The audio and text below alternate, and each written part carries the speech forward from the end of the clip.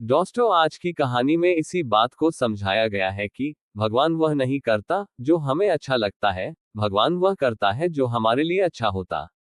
इस कहानी में एक युवक होता है जिसका नाम राजेंद्र था। वह एक समझदार आदमी था। वह एक प्राइवेट कंपनी में काम करता था। वह 2 साल से उस कंपनी में काम कर रहा था और भगवान को धन्यवाद देता है कि आपका बहुत बहुत धन्यवाद जो मुझे इस कंपनी में नौकरी मिल गई।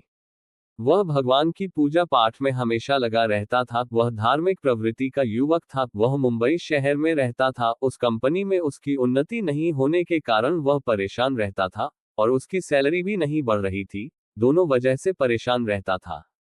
वह प्रतिदिन मंदिर जाता था और भगवान की पूजा करता था। हर क्षण भगवान को याद करता था और हर चीज के लिए भगवान को धन्यवाद करता था। वह जब भी अपने घर से निकलता था तो भगवान को धन्यवाद देता और जब घर से आता तो भगवान का धन्यवाद देता। वह 24 घंटे में जितना भी समय मिलता उस समय वो भगवान को याद करता और भगवान का धन्यवाद देता। वह अपनी कंपनी में 2 साल से काम कर रहा था और 2 साल से उसकी सैलरी नहीं बढ़ी थी, इसलिए थोड़ा सा परेशान रहता था क्योंकि मुंबई बहुत ही महंगी शहर था और वहां हर चीज महंगा मिलता था। इसलिए वह दूसरी नौकरी की भी तलाश कर रहा था और अपने जान पहचान के लोगों से भी पूछताछ कर रहा था। कुछ दिनों बाद उसका परिचय एक ही व्यक्ति से होता है जो दूसरी कंपनी में काम करता था और अपने आप को उस कंपनी में बहुत ऊंचे पद में बताता है और कहता है कि मैं तुम्हें अपनी कंपनी में नौकरी दिला दूंगा, तुम चिंता मत करो, मैं तुम्हारा सारा काम करवा दूंगा, मेरे रहते तुम्हें कोई दिक्कत नहीं होगी। और उस कंपनी में एक बार तुम्हारी नौकरी लगने के बाद तुम्हें अच्छा वेतन और अच्छा पद मैं दिला दूंगा, तुम बस मेरा फोन नंबर रखो और कुछ दिनों में मैं तुमको फोन करूंगा, उस दिन मैं तुम्हारा साक्षात्कार लूंगा। ये बात वह राजेंद्र से कहता है।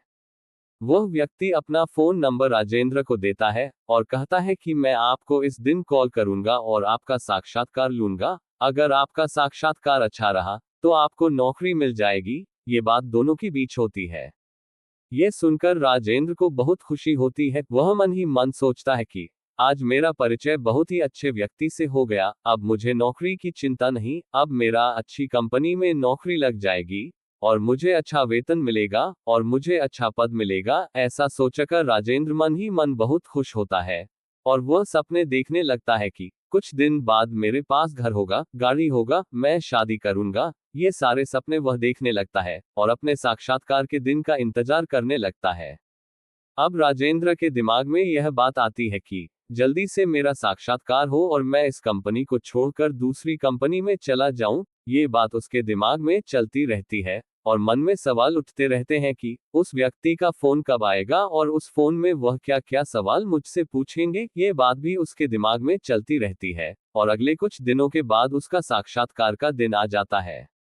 राजेंद्र अपनी पूरी तैयारी के साथ अपना घड़ी का अलार्म लगाता है जल्दी उठने के लिए और सारे प्रश्नों की तैयारी करता है जो उससे पूछे जा सकते हैं और वह सो जाता है। सुबह जब वह उठता है तो देखा है कि वह देर से उठा और उसकी घड़ी का अलार्म भी नहीं बजा, तो उसको बहुत गुस्सा आता है और जल्दी से तैयार होता है और भगवान की पूजा करके, भगवान को धन्यवाद करके, जल्दी से अपने बाइक को चालू करके अपने ऑफिस जाने का सोचता है। जब वह बाइक को चालू करता है तो उसकी बाइक भी चालू नहीं होती। फिर वह भागकर ऑटो पकड़ता है और ऑटो से अपना ऑफिस जाता है और वह ऑफिस में दिन भर उस व्यक्ति फोन का इंतजार करते रहता है और कुछ देर बाद लंच का समय हो जाता है। तब वह लंच करने के लिए ऑफिस से कैंटीन में जाता है। आज राजेंद्र जल्दबाजी में अपने घर से निकला था, इसलिए वह अपना टिफिन लाना भूल गया था, इसलिए वह लंच करने के लिए कैंटीन जाता है। जब वह कैंटीन जाता है तो देखा है कि आज कैंटीन बंद है। फिर वह सोचता है कि आज ही सब कुछ क्यों हो रहा है, घड़ी का अलार्म नहीं बजा, मेरी बाइक खराब हो गई और यह कैंटीन बंद है। तब वह अपने लिए पिज्जा ऑर्डर करता है, तो जो पिज्जा उसको मिलता है वह भी खराब होता है। उसे भी वह आधा खाता है, आधा फेंकता है और फिर अपने ऑफिस में काम करने के लिए चला जाता है। फिर शाम को ऑफिस से घर आता है, फिर भगवान को धन्यवाद देता है, फिर भगवान की पूजा करता है और कुछ देर बाद उस व्यक्ति का फोन आता है और उस व्यक्ति के साथ राजेंद्र की बात चल रहा था। लेकिन कुछ देर बाद फोन बंद हो जाता है। तब राजेंद्र को बहुत गुस्सा आता है। आज दिन भर इस फोन का मैं इंतजार कर रहा था और उस व्यक्ति से बातें होते होते बात कट गई और फोन बंद हो गया। और कुछ देर बाद लाइट चली जाती है। अब उसका गुस्सा बहुत ही बढ़ गया था। गुस्से गुस्से में फिर सोने के लिए चला जाता है। जब बिस्तर पर जाता है तो वह भगवान को याद करता है, हे भगवान, मैं तो आपको बहुत बड़ा भक्त हूँ, लेकिन आज ये सब मेरे साथ क्यों हुआ? सुबह मेरी घड़ी का अलार्म नहीं बजा और मैं देरी से उठा, मेरी बाइक खराब हो गई, मैं सही समय पर ऑफिस नहीं पहुंचा, जल्दबाजी में मैं अपना टिफिन ले जाना भूल गया तो जाना पड़ा और कैंटीन बंद थी तो पिज्जा का ऑर्डर करना पड़ा, पिज्जा मंगाया वह भी खराब निकला, उसे भी आधा खाया हूँ। और यह सोचते सोचते कब उसकी नींद लग जाती है उसे पता भी नहीं चलता और सपने में राजेंद्र को भगवान के दर्शन होते हैं। तब राजेंद्र भगवान से कहता है, मैं तो आपका भक्त हूँ, तो क्यों मेरा आज का दिन खराब हुआ? तब भगवान कहते हैं कि आज का तुम्हारा दिन मेरी मर्जी से खराब हुआ है। मैंने सुबह तुम्हारी घड़ी का अलार्म खराब कर दिया, जिससे तुम देरी से उठे, और आज सुबह तुम्हारी बाइक को मैंने ही खराब किया। अगर तुम उस बाइक से ऑफिस जाते तो आज तुम्हारा उस बाइक से दुर्घटना लिखा था। आज तुम्हारी मृत्यु निश्चित थी और तुम अपना टिफिन ले जाने भूल गए तो तुम्हारा कैंटीन बंद था, क्योंकि कैंटीन का खाना खराब था। अगर तुम उसकी कैंटीन का खाना खाते तो तुम बीमार पड़ जाते हैं।